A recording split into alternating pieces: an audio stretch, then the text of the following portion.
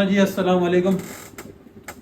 Last year मैं और आप एएस अकाउंट्स के पेपर में बैठे थे और हमने जो है पेपर 1 और पेपर 2 दिया था। अब हम थोड़े से बड़े हो गए और हम इंशाल्लाह इस साल A2 के पेपर में बैठेंगे। तो सबसे पहले आज की क्लास में तो हम ये डिस्कस करेंगे कि A2 में टोटल कितने पेपर होते हैं और क्या होता है। ज़रा बेटा A2 के अंदर इंशाल्लाह जब मैं और आप अपीयर होंगे उसमें बेटा हम दो पेपर्स देंगे। एक देंगे पेपर 3 और एक होगा बेटा हमारा पेपर 4। बेटा जो पेपर 3 है ना वो है टोटली फाइनेंशियल अकाउंटिंग का।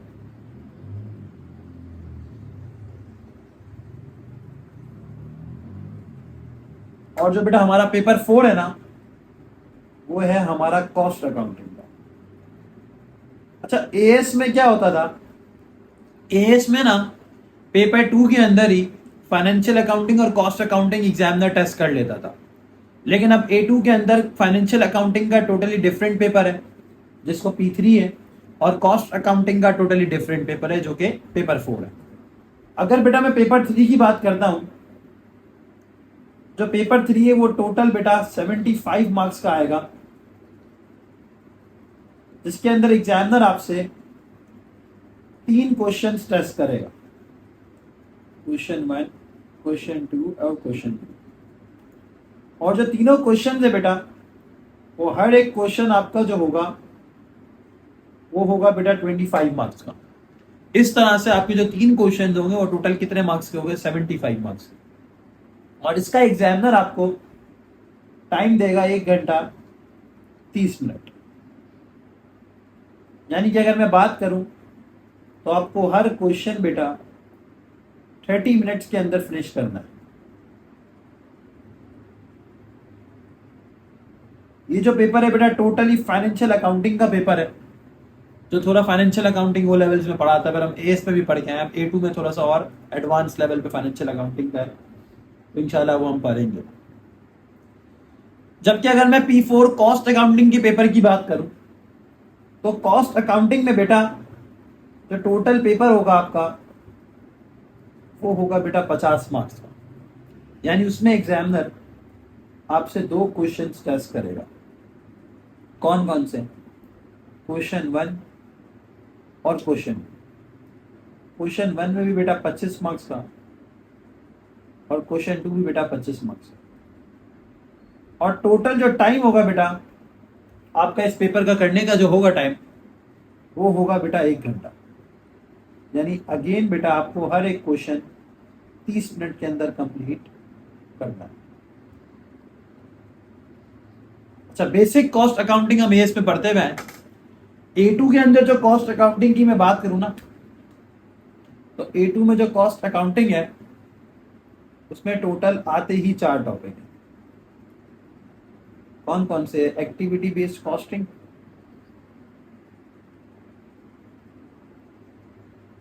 इन्वेस्टमेंट अप्रेजल,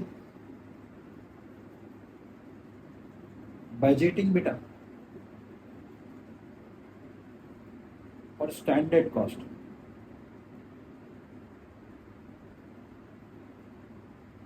बेटा इन 4 में से एग्जामिनर कोई भी 2 टॉपिक आपसे टेस्ट करेगा, यानी किसी भी टॉपिक का एक सवाल आएगा और टोटल 2 क्वेश्चन आगे 50 मार्क का पेपर बनेगा। तो मैं बच्चों को हमेशा बोलता हूं बेटा जो आपका कॉस्ट अकाउंटिंग का पेपर है ना, ये 4 ही टॉपिक आपको पता है, 4 में से कोई 2 आने हैं, तो इन 4 को इतना पक्का कर लो कि तुम लोग पेपर में 50 में से 40, 42 ऐसे नंबर उठा रहे हो। ठीक है। खैर, आज जो हम स्टार्ट करेंगे क्लास A2 का जो हमारा पहला टॉपिक होगा वो पहला टॉपिक बेटा मैं स्टार्ट करूंगा फाइनेंशियल अकाउंटिंग से। और पहला टॉपिक जो बेटा हम स्टार्ट करेंगे वो स्टार्ट करेंगे मैन्युफैक्चरिंग अकाउंट्स। मैन्युफैक्चरिंग अकाउंट्स कुछ बच्चे वो लेवल्स में पढ़ के हुए हैं, और जिन बच्चों का साइंसेस बैकग्राउंड है ऑब्वियसली उन्होंने नहीं पढ़ा होगा, तो कोई मसले वाली बात नहीं है। हम बिल्कुल शुरू से बेसिक लेवल से स्टार्ट कर रहे हैं टॉपिक। बेटा अगर मैं मैन्युफैक्चरिंग अकाउंट्स की बात करूं ना तो मैन्युफैक्चरिंग अकाउंट्स के नाम से सुन के हमें यही समझ आता है कि इस टॉपिक में बेसिकली हम प्रोडक्शन से रिलेटेड चीजों की बात कर रहे होंगे। यानी इस टॉपिक में बेसिकली होता क्या है, आपने एएस में सोल ट्रेडर और पार्टनरशिप पढ़ा था ना। सोल ट्रेडर और पार्टनरशिप में बताऊं क्या होता था, उसमें बेटा आप लोग का ट्रेडिंग बिजनेस होता था। कौन सा बिजनेस होता था? Trading business. ट्रेडिंग बिजनेस का मतलब पता है? ट्रेडिंग बिजनेस का मतलब यह होता था कि आप लोग सोल ट्रेडर और पार्टनरशिप में गुड्स बाहर से खरीदते थे, यानी मार्केट से खरीदते थे बेटा, उसमें कुछ प्रॉफिट रख के आगे बेच देते थे, और उसकी जो टोटल फाइनेंशियल स्टेटमेंट होती थी, इनकम स्टेटमेंट और एसओएफपी हमने एएस पे बनाना सीखी है।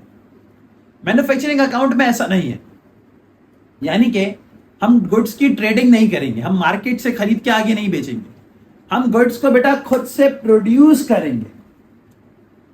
और गुड्स को बेटा अपन लोग कहां प्रोड्यूस करेंगे? गुड्स को बेटा अपन लोग प्रोड्यूस करेंगे अपनी फैक्ट्री में या अपने प्लांट में, कहीं पे भी, ठीक है। जब हम गुड्स को खुद से प्रोड्यूस करेंगे, इसीलिए इस चैप्टर का नाम क्या रखा? मैन्युफैक्चरिंग अकाउंट्स के। इस चैप्टर में हम ये सीखेंगे कि जो बिजनेस गुड्स खुद से मैन्युफैक्चर्ड करते हैं, ट्रेडिंग नहीं करते, उनकी फाइनेंशियल स्टेटमेंट्स हम कैसे बनाते हैं, ठीक है। तो बेटा अगर मैं इस चैप्टर की बात करूं, तो इस चैप्टर के अंदर बेटा टोटल 3 इन्वेंट्रीज जो होती है एग्जामिनर ने इंट्रोड्यूस की। कैसे मैं समझाता हूं। देखो बेटा, जब भी हमें गुड्स मैन्युफैक्चर करने होते हैं, यानी हमें गुड्स बनाने होते हैं, कोई भी चीज मुझे मैन्युफैक्चर करनी है, जस्ट लाइक मुझे पेन मैन्युफैक्चर करनी है, तो अगर मुझे कोई भी गुड्स मैन्युफैक्चर करना है ना, तो मुझे उसकी मैन्युफैक्चरिंग के लिए रॉ मटेरियल्स की नीड पड़ेगी। रॉ मटेरियल्स मुझे चाहिए होंगे, यानी अगर मुझे पेन भी बनानी है तो उस पेन के लिए मुझे इसका रॉ मटेरियल खरीदना पड़ेगा, जो भी है एक्सपायरी, राइट। तो अगर मैं कोई रॉ मटेरियल खरीद रहा हूं तो गुड्स को प्रोड्यूस करने के लिए, मैन्युफैक्चर करने के लिए, तो जरूरी तो नहीं है कि मेरा जितना मैंने रॉ मटेरियल परचेज किया है वो सबका सब रॉ मटेरियल यूज हो जाए। कुछ ना कुछ रॉ मटेरियल बच भी जाएगा, जाहिर सी बात है, सबका सब तो यूज नहीं हो जाता, कुछ ना कुछ बच जाता है। तो जो रॉ मटेरियल बच जाता है ना, जो स्टॉक रॉ मटेरियल का यूज नहीं होता, उसे बेटा अपन क्या बोलेंगे? Inventory of raw material. तो इस चैप्टर में पहली इन्वेंट्री एग्जामिनर ने इंट्रोड्यूस की, कौन सी बेटा? Inventory of raw materials. अच्छा, सेकेंडली क्या होता है कि भाई बहुत से ऐसे गुड्स होते हैं जो अभी अंडर मैन्युफैक्चरिंग प्रोसेस में होते हैं, यानी अभी वो बन रहे होते हैं, प्रोड्यूस हो रहे होते हैं, और हमारा ईयर एंड हो जाता है। तो ऐसे गुड्स जो अभी अंडर मैन्युफैक्चरिंग है, यानी जो अभी गुड्स बन रहे हैं, उन पे काम चल रहा है, मैन्युफैक्चरिंग हो रही है, अभी रेडी टू सेल नहीं हुए हैं, अंडर प्रोडक्शन है। तो कुछ गुड्स जो अंडर प्रोडक्शन है, अभी बन रहे हैं, और अगर हमारा ईयर एंड हो जाता है, तो उन गुड्स को बेटा अपन लोग क्या बोलते हैं? वर्क इन प्रोग्रेस की इन्वेंट्री। यानी ये वो गुड्स हैं जो अभी अंडर प्रोडक्शन है, अभी इन पर काम चल रहा है, अभी ये रेडी नहीं हुए। तो इस चैप्टर में हमने कौन सी इन्वेंट्री सीखी? एक इन्वेंट्री हमने सीखी रॉ मटेरियल्स की, एक इन्वेंट्री हमने सीखी किसकी? वर्क इन प्रोग्रेस की। अब इस चैप्टर के अंदर बेटा तीसरी इन्वेंट्री जो आती है, वो आती है बेटा फिनिश गुड्स की इन्वेंट्री। फिनिश गुड्स की इन्वेंट्री का क्या मतलब है? जो हमने सोल ट्रेडर और पार्टनरशिप में भी सीखी थी, रेडी टू सेल, यानी कि ऐसे गुड्स जो बिकने के लिए तैयार है, यानी रेडी हो गए, सिर्फ इसको मार्केट में बेचने की देर है, ठीक है ना बेटा। तो ये बेटा हमने सीखा हुआ है, सॉरी।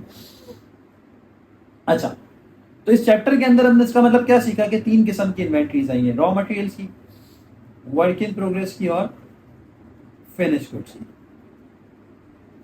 ठीक है ना बेटा। अच्छा, अब देखो बेटा, जब भी मैं किसी भी गुड्स को मैन्युफैक्चर करता हूं ना, यानी गुड्स को प्रोड्यूस कर रहा हूं, क्योंकि हमने सीखा कि इसमें हम गुड्स बाहर से नहीं खरीद रहे, इसमें हम गुड्स खुद से मैन्युफैक्चर कर रहे हैं। तो जब भी मैं कोई भी गुड्स को खुद से मैन्युफैक्चर करता हूं ना, तो उसको मैन्युफैक्चर करने में बेटा 2 किस्म की कॉस्ट लगती है। यानी कि बेटा अगर मुझे ये पेन बनाना है, तो इस पेन को बनाने में मेरे 2 खर्चे होंगे। कौन कौन से पता है? हमने एएस में भी पढ़े हुए हैं। एक खर्चा होता है बेटा आपका डायरेक्ट खर्चा, यानी कि डायरेक्ट कॉस्ट, और दूसरा खर्चा होता है बेटा इनडायरेक्ट कॉस्ट। यानी अगर मैं कोई भी गुड्स खुद से मैन्युफैक्चर कर रहा हूं, खुद से प्रोड्यूस कर रहा हूं, उसको प्रोड्यूस करने में मेरे दो खर्चे आएंगे। कौन कौन से? डायरेक्ट और इनडायरेक्ट। डायरेक्ट खर्चा क्या होता है पता है? ऐसा खर्चा जो प्रोडक्शन होगी तो ही होगा, यानी अगर प्रोडक्शन नहीं होगी तो वो खर्चा नहीं होगा। एग्जाम्पल, डायरेक्ट मटेरियल, यानी जो डायरेक्ट मटेरियल में खर्चा होता है वो कब होता है? जितने मैं गुड्स बनाता हूँ इतना ही मटेरियल में खर्चा होता है ना, इससे ज्यादा तो नहीं होता। इसके अलावा डायरेक्ट लेबर, डायरेक्ट लेबर का खर्चा मतलब जो मजदूर को दिहाड़ी देते हैं, वेजेस देते हैं। फॉर एन एग्जाम्पल, मैंने एक मजदूर को हायर किया और मैंने उसको बोला भाई तुझे आना है और रोज 10 पेनें बनानी है, हर एक पेन बनाने की मैं तुझे 100 रुपए दूंगा। तू 10 पेनें बनाएगा तो मैं तुझे कितने दूंगा? 1000 रुपए दूंगा। अब एक दिन मुझे मजदूर ने फोन किया कि सर आज मैं नहीं आ सकता, मैं बीमार हूं। यानी अगर वो नहीं आ रहा तो क्या उस दिन मेरी 10 पेनें बनेगी? नहीं बनेगी, क्योंकि वो नहीं आ रहा, उसका काम था। तो जब प्रोडक्शन नहीं हुई तो मेरा खर्चा भी 1000 रुपए का नहीं हुआ। अगर वो आता पेन बनाता तो मेरा खर्चा होता। तो डायरेक्ट कॉस्ट क्या होती है? ऐसा खर्चा जो प्रोडक्शन होगी तो ही होगा, वरना नहीं होगा, जो आपने सीखा भी है। अच्छा, मैंने आपको बोला कि किसी भी चीज को बनाने में, मैन्युफैक्चर करने में दो किस्म की कॉस्ट लगती है। कौन कौन सी? डायरेक्ट और इनडायरेक्ट। डायरेक्ट का तो मतलब हमने सीख लिया। इनडायरेक्ट का क्या मतलब होता है? इनडायरेक्ट का बेटा मतलब यह होता है कि प्रोडक्शन हो या ना हो खर्चा होगा, जिसे हम प्यार से बेटा फिक्स ओवरहेड या फिक्स कॉस्ट भी बोलते हैं। प्रोडक्शन हो या ना हो खर्चा होगा। एग्जाम्पल, बेटा फैक्ट्री का रेंट, अब प्रोडक्शन हो ना हो मुझे रेंट तो हर महीने टाइम पे देना है। बेटा फैक्ट्री का इंश्योरेंस, अब प्रोडक्शन हो ना हो मुझे इंश्योरेंस तो टाइम पे करना है। बेटा इसके अलावा फैक्ट्री की हीट एंड लाइट का खर्चा, अब प्रोडक्शन हो ना हो मुझे ये खर्चा देना है। फैक्ट्री के सुपरवाइजर की सैलरी या फैक्ट्री के मैनेजर की सैलरी, अब मेरा प्रोडक्शन हो ना हो मुझे हर महीने मैनेजर को तो सैलरी देनी है ना, ऐसा ही है। तो अगर मैंने आपको क्या बोला कि मैन्युफैक्चरिंग अकाउंट में हम गुड्स खुद से प्रोड्यूस करते हैं, तो अगर जब मैं कोई भी गुड्स खुद से प्रोड्यूस करूंगा तो उसको प्रोड्यूस करने में बेटा मेरे कितने खर्चे आएंगे? दो खर्चे। कौन कौन से? डायरेक्ट खर्चा और इनडायरेक्ट खर्चा। इन दोनों को बेटा प्लस कर लूंगा तो मेरे पास क्या आ जाएगी? कॉस्ट ऑफ प्रोडक्शन, यानी मेरा गुड्स बनाने में कितना खर्चा हो रहा है ये मुझे पता चल जाएगा। तो इसीलिए बेटा सिंस हम इस चैप्टर में गुड्स को खुद से प्रोड्यूस कर रहे हैं, खुद से मैन्युफैक्चर कर रहे हैं, तो इसीलिए इस चैप्टर में बेटा हमने मैन्युफैक्चरिंग अकाउंट का फॉर्मेट बनाना सीखेंगे। मैन्युफैक्चरिंग अकाउंट के फॉर्मेट में क्या सीखेंगे कि उसमें हम ये देखेंगे कि जिस गुड्स को मैं बना रहा हूं उसको बनाने में मेरा कितना खर्चा आ रहा है, यानी जो भी गुड्स मैं खुद से प्रोड्यूस कर रहा हूं ना, इसको प्रोड्यूस करने में मेरी कितनी कॉस्ट ऑफ प्रोडक्शन इनकर हो रही है। उसके लिए बेटा क्या इंट्रोड्यूस हुआ? Manufacturing account.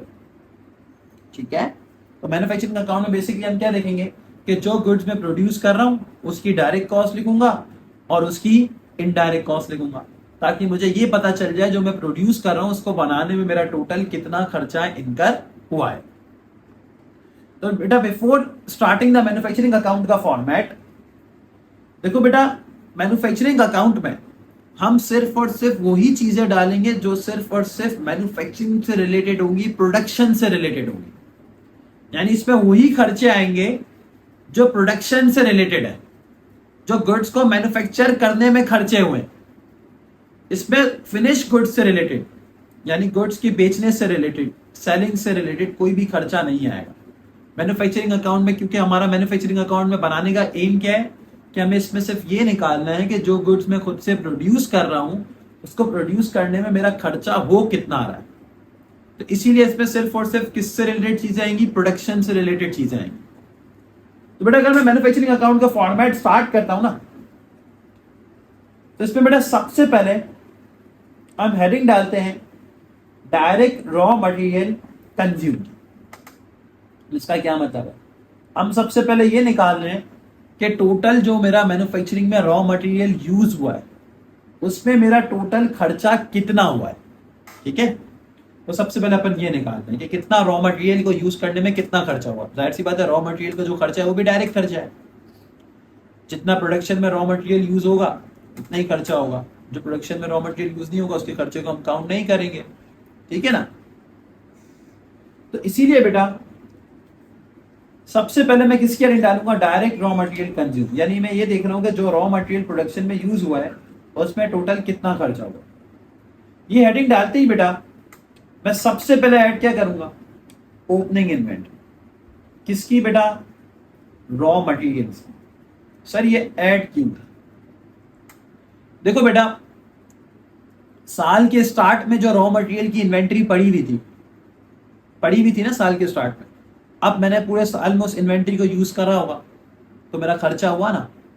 जब खर्चा हुआ तो इसीलिए मैंने उसकी कॉस्ट को क्या करवा लिया, ऐड करवा लिया, ठीक है। फिर ऐड क्या करवाएंगे, परचेज ऑफ रॉ मटेरियल। अगर कोई मैंने और रॉ मटेरियल परचेज किए ना तो उसको भी ऐड करवा लूंगा, क्योंकि जब मैं रॉ मटेरियल परचेज करूंगा मेरी कॉस्ट बढ़ जाएगी, तो अगेन मैंने ऐड करवा लिया। बेटा मैं फिर लेस करवाऊंगा purchase return of any raw material. अगर कोई रॉ मटेरियल मैंने परचेज रिटर्न कर दिया, यानी रिटर्न कर दिया, तो जाहिर सी बात है जब मैंने रॉ मटेरियल जो खरीदा था वो रिटर्न कर दिया, मेरा खर्चा नहीं हुआ, खर्चा कम हो गया, इसलिए बेटा मैंने उसको क्या करवा दिया, लेस करवा दिया। फिर देन बेटा मैं ऐड करवाता हूं कैरेज इनवर्ड्स। अब कैरेज इनवर्ड्स का क्या मतलब है, देखो बेटा कैरेज का मतलब होता है ट्रांसपोर्टेशन कॉस्ट। ये हमने एएस में भी पढ़ा है इन डिटेल। अब ट्रांसपोर्टेशन कॉस्ट जो होती है ना बेटा, दो किस्म की, एक कैरेज इनवर्ड्स होता है और एक कैरेज आउटवर्ड्स होता है बेटा। कैरेज इनवर्ड्स का मतलब होता है ऐसी ट्रांसपोर्टेशन कॉस्ट जो गुड्स परचेज करते वक्त लगी है।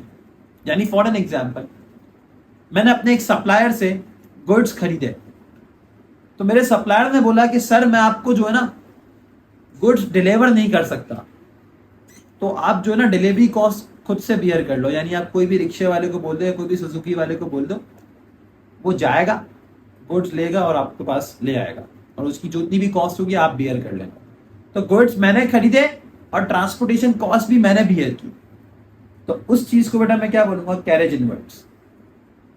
जो कैरेज आउटवर्ड्स होते हैं ना, उसका क्या मतलब होता है, गुड्स बेचते वक्त जो ट्रांसपोर्टेशन कॉस्ट लगी। यानी फॉर एन एग्जांपल, मेरा एक कस्टमर था, उसने मुझसे गुड्स खरीदे, यानी मैंने अपने कस्टमर को गुड्स बेचे, तो उस कस्टमर ने बोला सर डिलीवरी भी आप करवा देना, तो उसको जो मैंने डिलीवरी करवाई उन गुड्स की, तो उसकी कॉस्ट भी मैंने बियर की, तो उसे क्या बोलूंगा, कैरेज आउटवर्ड्स। अच्छा बेटा इस केस में सिंस मैं गुड्स खुद से मैन्युफैक्चर कर रहा हूं तो मैं रॉ मटेरियल परचेज कर रहा हूं, तो जाहिर सी बात है जब मैं रॉ मटेरियल परचेज कर रहा हूं तो हो सकता है रॉ मटेरियल परचेज करते वक्त कोई ना कोई मेरी ट्रांसपोर्टेशन कॉस्ट इनकर हुई होगी, तो इसीलिए बेटा उसको मैंने कहा लिखा है मैन्युफैक्चरिंग अकाउंट में, क्योंकि रॉ मटेरियल परचेज करते वक्त की कॉस्ट है, इसलिए कैरेज इनवर्ड्स है। कैरेज आउटवर्ड्स क्या होता है, गुड्स बेचते वक्त, और गुड्स बेचते किसको है, फिनिश गुड्स बेचते हैं ना अपन, और जब अपन फिनिश गुड्स बेचते हैं तो इसीलिए उसकी कॉस्ट को अपन कहाँ डालेंगे, इनकम स्टेटमेंट में, एक्सपेंसेस में, ठीक है। तो ऐड खैर हमने क्या करवा लिया, कैरेज इनवर्ड्स। और अब बेटा लेस क्या करवा लूंगा, closing inventory of raw materials. Closing inventory का क्या मतलब होता है, वो स्टॉक जो मेरा बच गया है, तो जब बच गया यूज नहीं हुआ तो खर्चा नहीं हुआ, इसीलिए मैंने इसको क्या करवा लिया, लेस करवा लिया। तो बेटा इन सबको सॉल्व करवाने के बाद जो मेरे पास आंसर आया ना, वो है बेटा डायरेक्ट रॉ मटेरियल कंज्यूम। यानी मेरा टोटल रॉ मटेरियल में बेटा कितना खर्चा हुआ है, ये मेरा बेटा मैंने निकाल लिया। सही है बेटा। तो हमने अभी एक डायरेक्ट कॉस्ट तो निकाल ली कि प्रोडक्शन करते वक्त मेरा टोटल कितना रॉ मटेरियल के ऊपर खर्चा हुआ है। अब बेटा मैं इसमें ऐड करवाऊंगा अगर और कोई मेरे डायरेक्ट खर्चे हैं, क्योंकि हमने डिस्कस किया ना अगर हम प्रोडक्शन कर रहे हैं किसी भी चीज तो उसमें दो खर्चे होंगे, डायरेक्ट और इनडायरेक्ट, अपने को दोनों निकालने। तो डायरेक्ट में अपन ने अभी क्या निकाल लिया, डायरेक्ट रॉ मटेरियल निकाल लिया कि डायरेक्ट रॉ मटेरियल में कितना खर्चा हुआ है। अब मैंने ऐड क्या करा, अगर मेरे और कोई डायरेक्ट ओवरहेड्स है तो मैंने उनको ऐड करवा दिया। कौन कौन से सर, डायरेक्ट वेजेस यानी कि फैक्ट्री की वेजेस अपन ने डिस्कस किया, जो मजदूर को अपन दिहाड़ी देते हैं, जिस दिन अपने को प्रोडक्शन नहीं करवानी उस दिन अपन ने मजदूर को बोला आपको नहीं आना, तो उस दिन की अपने को दिहाड़ी यानी कि वेजेस नहीं देनी पड़ेंगी। लेकिन हाँ, जिस दिन मेरे को प्रोडक्शन करवानी है मैं उस दिन उसको बुलाऊंगा और उस दिन उसके प्रोडक्ट के हिसाब से, दिन के हिसाब से पैसे दूंगा। यानी प्रोडक्शन हो रही है तो ही खर्चा हो रहा है, प्रोडक्शन नहीं हो रही तो खर्चा नहीं हो रहा। इसलिए ये भी डायरेक्ट कॉस्ट है। कौन सी? डायरेक्ट वेजेस या फैक्ट्री की वेजेस। इसके अलावा अगर और कोई डायरेक्ट एक्सपेंस है या रॉयल्टीज है बेटा। अच्छा बेटा, रॉयल्टीज का क्या मतलब है? बहुत से बच्चों को नहीं पता होता। देखो बेटा, रॉयल्टी का क्या मतलब है कि फॉर एन एग्जाम्पल, ये घड़ी पहनी है ना मैंने, मुझे घड़ी बनाने की फैक्ट्री डालनी थी। तो मैं एक बंदे के पास गया और मैंने बोला यार तेरे पास जगह पड़ी हुई है और मुझे घड़ी बनाने की फैक्ट्री डालनी है, तो तू क्या मुझे जगह दे सकता है? उसने बोला यार सर मैं आपको जगह तो दे देता हूं, लेकिन जगह मैं आपको रेंट पे नहीं दूंगा। मैंने कहा अच्छा फिर क्या करेंगे? उसने बोला कि सर ऐसा करते हैं कि आप जितनी भी घड़ियां बनाओ ना, हर एक घड़ी बनाने के ऊपर मुझे 50 रुपए दे देना। क्या बोला मेरा बेटा? कि आप जितनी भी घड़ी बनाओ ना, हर एक घड़ी बनाने के ऊपर 50 रुपए दे देना, क्योंकि आप मेरी जगह यूज कर रहे हो। अब अगर मैं 1,00,000 घड़ियां बनाऊंगा तो 50 इंटू लाख, इतने पैसे मुझे 50 लाख इसको देने पड़ेंगे। 1,000 घड़ियां बनाऊंगा तो 50,000 दूंगा। एक भी घड़ी नहीं बनाऊंगा तो पैसे दूंगा ही नहीं। यानी जितनी प्रोडक्शन कर रहा हूं इतना खर्चा हो रहा है। तो रॉयल्टी इसे कहते हैं। और भी टाइप्स होती है रॉयल्टीज की। तो रॉयल्टी भी आपकी डायरेक्ट कॉस्ट होती है। प्रोडक्शन होती है तो ही खर्चा होता है, प्रोडक्शन नहीं होती तो खर्चा नहीं होता। तो खैर, डायरेक्ट रॉ मटेरियल के अंदर मैंने अपने और डायरेक्ट खर्चे प्लस कर लिए। तो जो मेरे पास आंसर आया ना बेटा, उससे बेटा मैं क्या बोलूंगा? Prime cost. प्राइम कॉस्ट का बेटा मतलब समझते हो? प्राइम कॉस्ट का बेटा दूसरा नाम होता है total direct cost. Total direct cost को बेटा प्यार से प्राइम कॉस्ट बोलते हैं। ठीक है? तो अपन ने क्या सीखा था कि मैन्युफैक्चरिंग अकाउंट अपन क्यों बना रहे हैं? मेन एम क्या है कि जो गुड्स मैन्युफैक्चर कर रहे हैं उसमें कितना खर्चा हुआ है। खर्चे कितने थे?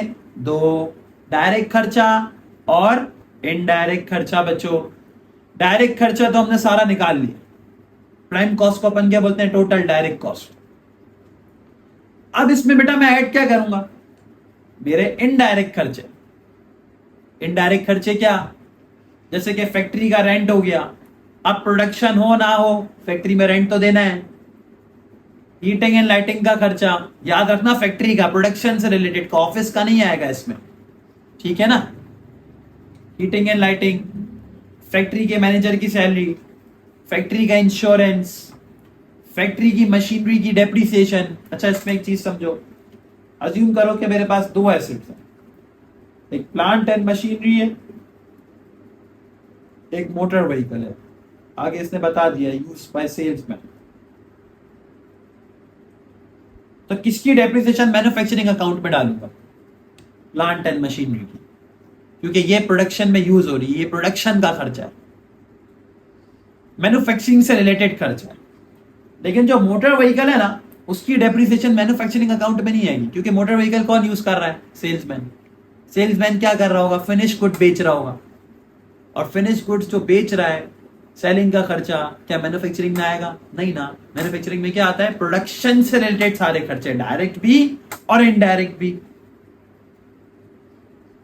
अच्छा, मेरे बच्चे का सवाल है सर डेप्रिसिएशन कैसे इनडायरेक्ट खर्चा है? डेप्रिसिएशन तो जब ही होगी जब कोई प्रोडक्शन होगी। जब प्रोडक्शन नहीं करूंगा तो मशीनरी डेप्रिशिएट नहीं होगी। क्यों बेटा? अगर आपने प्रोडक्शन नहीं कर रहे तो क्या दूसरी मशीनरी जो आपने यूज किया, क्या उसका नया मॉडल नहीं आएगा? जब उसका कोई न्यू मॉडल आएगा तो जाहिर सी बात है पुराने वाले मॉडल की वैल्यू गिर जाएगी। या अगर प्रोडक्शन नहीं कर रहे तो हो सकता है मशीनरी पे जंग लग जाए, रस्ट लग जाए, तो उसकी वैल्यू गिर जाए। राइट? इसलिए डेप्रिसिएशन पे आपको कौन सा खर्चा है? इनडायरेक्ट खर्चा। इसके अलावा अगर आपके और कोई फैक्ट्री की ओवरहेड्स और इनडायरेक्ट खर्चे हैं तो आप क्या करोगे? अपने टोटल डायरेक्ट खर्चे यानी टोटल प्राइम कॉस्ट पे अपने टोटल इनडायरेक्ट खर्चों को ऐड कर लो।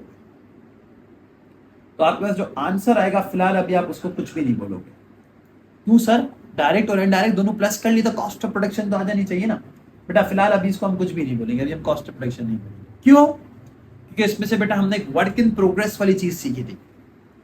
उसके अफेक्ट को निकालेंगे। वर्क इन प्रोग्रेस क्या होता था कि कुछ ऐसे गुड्स हैं जो अभी अंडर प्रोडक्शन है, यानी अभी उन पे काम जारी है, प्रोड्यूस हो रहे हैं और हमारा ईयर एंड हो गया, तो उन गुड्स को हमने बोला था कि वर्क इन प्रोग्रेस की इन्वेंट्री होती है।